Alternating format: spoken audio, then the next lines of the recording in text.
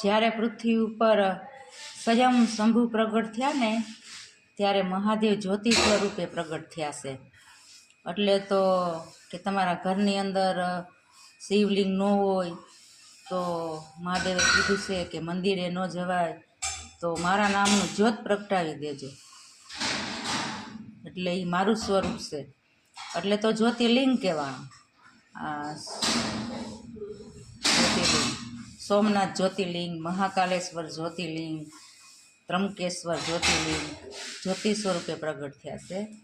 એટલે પછી છેલ્લે આ જ્યોત ઠરી જાય છે ને ત્યારે સાક્ષાત શિવનું સ્વરૂપ થઈ જાય છે, શિવ જેવું સ્વરૂપ થઈ જાય છે. ત્યારે જ્યોતના દર્શન કરી લ્યો ને એટલે તમને શિવના દર્શન થઈ જાય, જ્યોતિર્લિંગના દર્શન થઈ જાય.